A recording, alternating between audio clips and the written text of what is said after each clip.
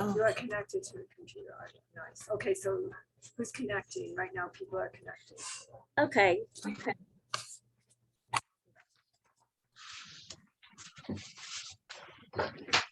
We're going to go ahead and start the meeting, call the meeting to order now.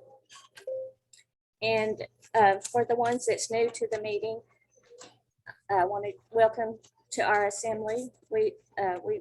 Where we were going to discuss how we want to go about the process of hearing our public servants accountable for the infringing on our natural rights. The People's Assembly is not a newest concept. It's a fourth arm of the government and the exclusive voice of we the people. It is actually what the First Amendment is talking about when it states that we have the right to peaceably assemble and to petition our government for the redress of our grievances. This is not a new concept. The assemblies did exist in the past and lawfully held their public servants accountable for infringing on our rights of the people.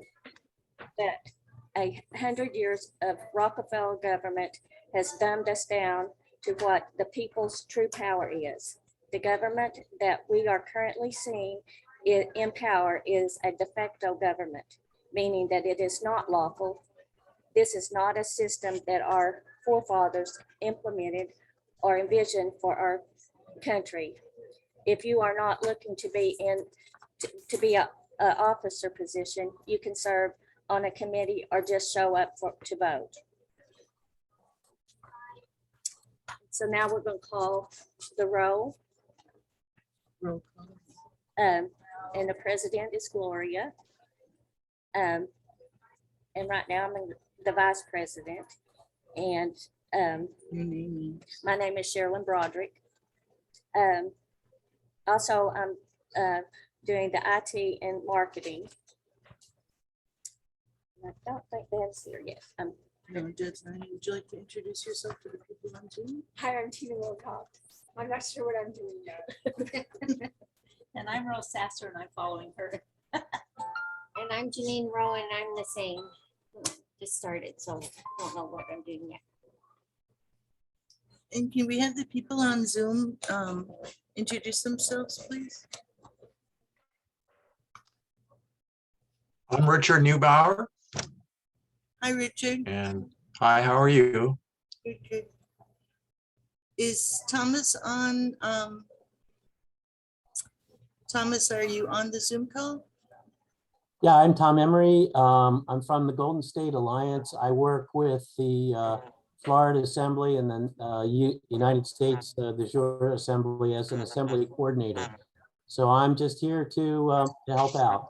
I'm living in California, but right now I'm rooting for Arkansas. And we thank you. We need your support. Is there any My pleasure. on Zoom that we have not acknowledged? Okay, Sherilyn, if you could please give an officer's report. Okay. Well, I've been working on the seal, also a website. It's not up quite yet, but soon will be.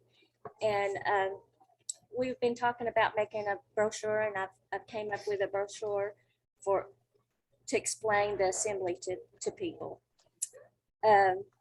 Also, there's a upcoming bike and auto show on the 10th here at the mall, and we plan to attend it because the judges where we work, one of our security guys has told us that he's kind of over the bike and auto show, and he has some police force there and for judges, and he said we're looking for a constitutional sheriff, so we're going to go and talk to them and see if they can help with that.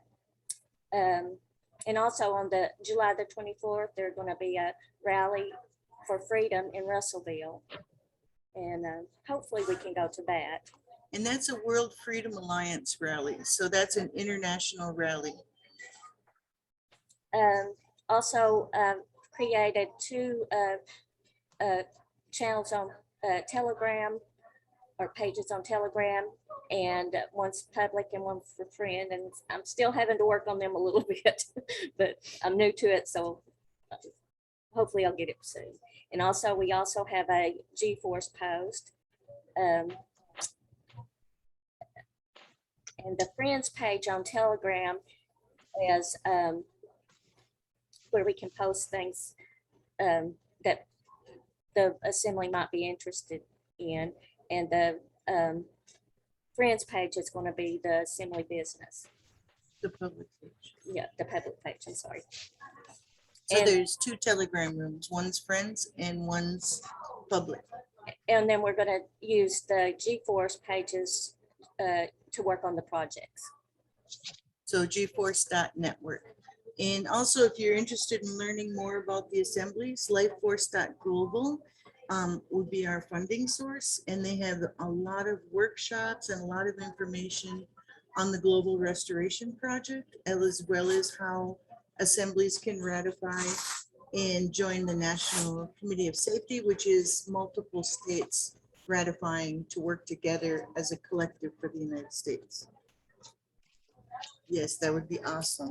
And that's one reason Tom is here. He's already helping us. So, and we've been working with Oklahoma, Florida, and Texas. And a lot of the stuff that we're modeling after is from the New York Assembly. So instead of reinventing the wheel, if we work with the other assemblies, it just makes a synergy. I'm sorry, I interrupted. Oh, Go that's ahead. all I had to say. So, Our other officer is not here tonight, so I will presume to report on what she's been up to. Deb Brenneman is our recruitment and education. I'm actually here. Okay, Deb, can you introduce yourself and then do your report? I'm Debbie Brennan, but I don't really have that much to say. I did talk to Tom this afternoon for quite a while, but I got interrupted, and we're just trying to get the word out because I know there's a lot of people that are fed up with what's going on, but they don't know what to do. So we're just really working on getting the word out so that we can get more members. And then Tina, I talked to you a little bit about the food committee, and I also talked to Rick about the food committee and the idea for a food directory. So I would like you two to recognize each other. And Rick lives in Yellsville, which is near Branson, Missouri. And Tina lives in Hot Springs, which is about an hour away from Little Rock. And the idea for the food directory came up because food security is an issue during inflation. It's also an issue with reports of food integrity being disrupted by vaccination of animals with magnetic graphite. And it's also appearing in tofu from what we've heard. There's also the biosludge issue. I don't know if you guys are familiar with the biosludge issue, but dissolving human remains, putting them in the sewer and using that as fertilizer on food crops. And they're also proposing something similar for recycling water through the sewer system back into the water supply. And this becomes an issue if we're talking about contamination of prions and stuff like that, because to destroy a prion requires 900 degrees Celsius. We also thought because of the global economy collapsing, supply chains are disrupted, and it would be a good idea to have a food directory for the people of Arkansas with local food supply. So both Tina and Rick expressed an interest in that, and you're given a la carte, or whatever the word is, carte blanche. Carte blanche. Carte blanche, not a la carte. We're I'm in a thinking about restaurant. pie. I'm in a restaurant. You're given a la carte, or no, Carte carte blanche. blanche. Carte blanche, I'm so sorry. To come up with ideas. So I would like you guys to work together as a rural and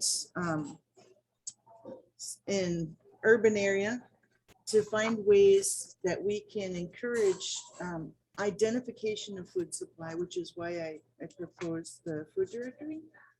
and encouraging other ideas that you two guys might have to ensure food safety in Arkansas. So it's completely open. You have as long as you want. I know it feels like a lot of responsibility, but I know that you guys are both very intelligent and capable. What do you think? Tina is expressing doubt. It sounds like intimidating, but small steps. Humans have traded food since the millennium, and we need to make it less complicated and more simple, and that's essentially what the project is. Making food identification sources simple. The reason that I proposed a directory is that we can identify things that are not obvious. It's not obvious who sells eggs. It's not obvious who butchers cows. There's also a benefit in if a local producer produces eggs, they're fresher, they're more likely healthy, they're not contaminated, and they're going to get a fair price because the grocery stores are inflating food prices arbitrarily. So that's the project. If you are willing to take the reins, you guys. I can go to the farmer's market and get information. Where you That would be perfect. I think, like I told you, my chiropractor is just sending out if he has produce, if you want to come and donate. she was talking about how her chiropractor was addressing healthy food by providing stuff in his actual office for clientele to partake of. So, Whoever. It or doesn't mean whoever, have to you don't be even have to be a Who is client. that? Dr. Brian Moore. So a food Dr. directory is like a telephone directory, except it's pertaining to healthy food. Right. So that's the goal. And if we get something, I would like to post it on a website so that Okay. people that are recognizing that we're a source, and we're not going to charge, it would be interchange between people. If it got big enough, I could see where we would need to start looking at inspections and audits to make sure the food quality stayed good. Okay. I'm gonna come in with mine. And I want to read the One Accord. I'm not reading the full Life Force One Accord, but I'm going to read a couple of paragraphs that I thought were really important to remind us all of why we're here, why we're struggling to learn what an assembly is, and why we're taking charge of things we're not sure about. So the Life Force One Accord reads, the goal is human liberation, a healthy planet, and human empowerment. We pledge to act as one body, trusting all those who sign to do the same. We embrace our moral obligation as Americans for America. We recognize that each of our established organizations formed based on the historical integrity of those who came before us, willing to stand and claim their freedom so we could have ours. And we intend to do the same for the future generation. We are the people, the guardians of freedom, protectors of our history, and builders of our future. We acknowledge and accept differences as our unique individual members of a one free nation. We use the immense power of our diversity, love, and love of freedom to be ourselves as the binding force that draws us to stand together as one unified body. That's the Life Force. So some of the things I want to talk about on the assembly is that we have posted to our public notice for 1 week. So congratulations, it's our 1 week anniversary, and it was still in the post office, even though we had difficulty. We're also posting in gforce.network, on Telegram, and within our membership for the messages thing that I use for you guys. I just wanted to talk about, as an officer of the assembly, and I know that Sherilyn and Deborah are officers, and that is open to you guys. We're trying to form a committee or an assembly with 9 committees of 27 members so that we can ratify and be recognized as part of the National Committee of Safety and also qualify for funding. And I'm going to go over those committees. I just wanted to remind everyone that an officer in the assembly cannot be an elected official. So if you become an officer in this assembly and then you join the Republican Women's Committee and you win a seat in the public education department, you would have to choose which position you preferred. So it's conflict of interest to hold 2 officer positions. And then it says you can work for the government and be an assembly member, but you cannot hold 2 officer positions. Assembly members can also work in the Life Force committees and vice versa. Life Force is a funding for the global restoration. The assembly is a legal body and Life Forces are a supporting committee with subcommittees such as food, wellness, and education. So that's kind of what we talked about. I just wanted to talk to you about our meeting last week. Our agenda was new member orientation. We have literally almost tripled our membership from 4 to approximately 15. We're working on ratification right now. We're doing the public announcement. We need to do officer assignment or volunteerism if we want to make a difference. So I encourage participation. Now, you as an assembly member, you only need to vote. And in order to vote, Thomas provided an example of an application form. So the requirements are that you have to live in the state of Arkansas. And then we want to know your skill sets so we can help talk to you about projects based on what you're good at or what you're interested in. So if you guys want to take a look at that, you can.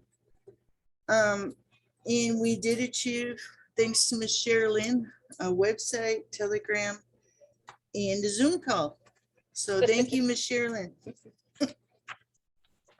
So that was last week's meeting. We've done the roll call. Okay. We don't have any reports of committees yet, except that I talked about the food directory, and then Cheryl Meggers who is not here today, has volunteered to work with us on the budget preparation, which is a big task. And there's a Cheryl is here. Cheryl is here. hi, Cheryl. Could you introduce yourself to the group, please?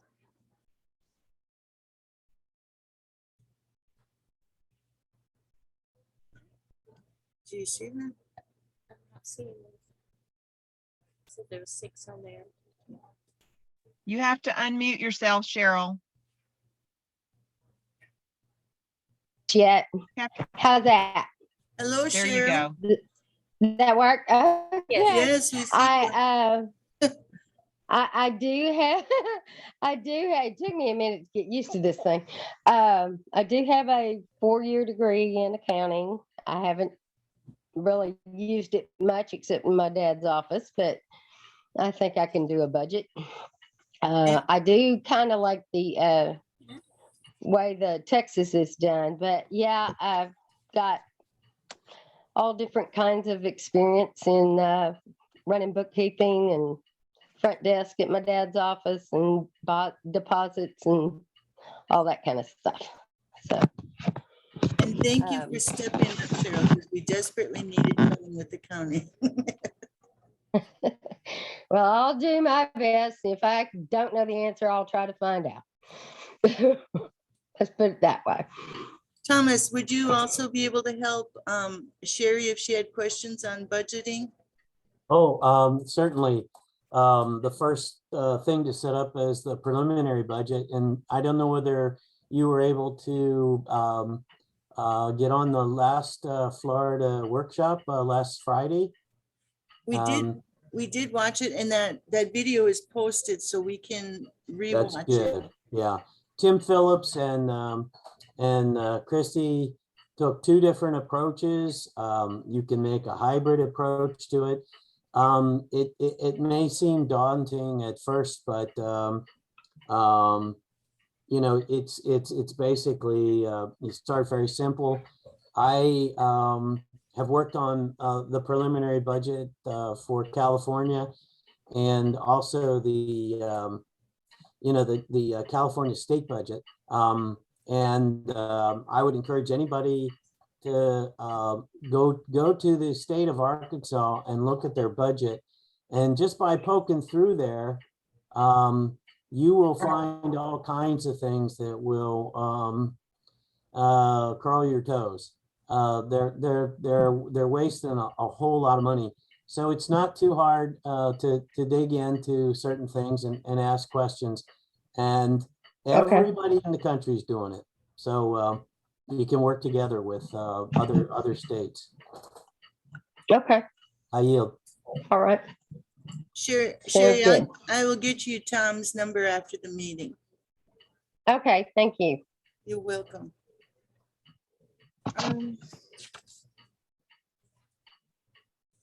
So some of the things that I'd like to achieve in a future meeting is, because we're becoming more numerous, we need to establish bylaws and rules.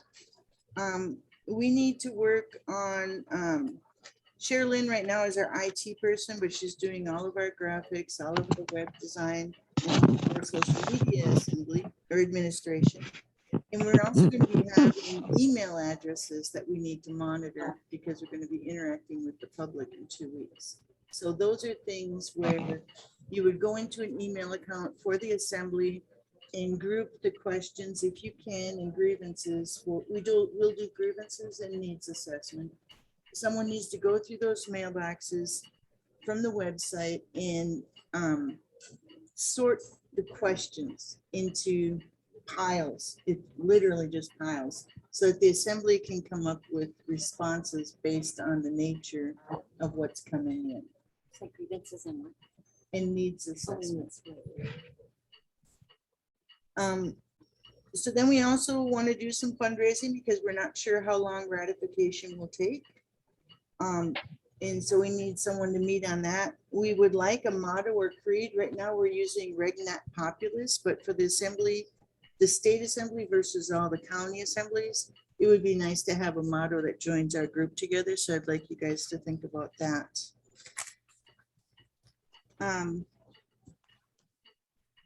So we talked, okay, so I just want to refresh you guys on the 9 core committees. There's the Officers Law and Law Enforcement Committee, and we're doing the July 10th events that Deb and Sherilyn are preparing us for. There's a Treasury and Budget Committee, which Cheryl is offering to help with. The needs assessment we're not doing yet. The Family Services Committee we're not doing yet, but if you guys are interested in these areas, start thinking about them, because it won't be long before we're public, like I said, 2 weeks. There's the Educational Development Committee, and right now Deb Brenneman is an officer for education, and we need a health and wellness officer. Wink, wink. We did have someone express interest in nature preservation, but they're not interested in being an officer. However, they are developing a project for us. And then there's the Project Management Committee. After we are ratified, we can apply for projects and funding and then implement them. So project managers would start that process. And then the Security Committee would be like a sergeant at arms. We've had a few incidences already where we've had meetings disrupted, and so by strange people, and we are doing something that people have an objection to, that are creating the problems. We do need to protect ourselves with the security team, and be aware of that when you're logging into Telegram and GeForce.network or doing communications. Know who's present, know if they are trustworthy. Do not discuss assembly business unless you've cleared it through here, so that we can maintain the integrity of the assembly. Voting will be only for members that fill out the application. So current positions that are open are Sergeant of Arms, a secretary. We'd like a historian to take photographs of events like July 10th, and also to keep track of our process. I think we're doing some amazing things. We need a co-treasurer, and all the committees need staffing. One thing I would like to do is, I've gotten most of your phone numbers, but I would like email addresses as well. So just want to state that. Things that are critical. When we started this assembly a week ago, we mentioned that health was important. So we were talking about mandatory vaccines. We were talking about police violence. We were talking about a lot of the stuff that inspired you guys to join an assembly. And we want to keep addressing that. So I'm still interested in doing notices of liability. Thomas, could you talk to us a little bit about the citizens grand jury and how that works? Yeah, once you are able to operate in the public, and you have the right number of people, you can form grand juries, and then you can file grievances in the form of affidavits against any public official who has basically committed perjury, has taken an oath to swear and uphold the Constitution and has not done so. There's a lady, she's actually here in California. She has an organization called Freedom to Breathe Agency, and she has a very helpful workshop that she puts on to explain how the filing of the affidavits work and the process. There's basically, it's a 3-step process. When you get to the 3rd step, you're basically filing an affidavit to give to the sheriff. And if you have a constitutional sheriff, that sheriff will, hopefully be working together with you to file those affidavits. You can operate, you can file affidavits as individuals right now, but to file as an assembly, you have to wait until you're operating in the public. So that's 21 days, post your public notice, and then you allow another 21 days to give anyone a chance for rebuttal. And then you'll be operating in the public after 42 days. Thank you, Thomas. Does that Yeah, that explain it? That was excellent. I was just telling Sherilyn that due to budget constraints, we're only allowed 30 minutes. And so we have to end the Zoom call for now. We will have one next week. And I will give you guys notification in Telegram and GeForce.network for the next meeting. Thank you all for attending. And please, if you have questions, feel free to contact me. I will post, well, you guys know my phone number. I think everyone that's here knows my phone number. So you can text me and I will get back to you. Thank you, everyone. Okay. Have a great night. Night. Good night. Thank you. Good luck, everyone. good night. Thank you. Thanks.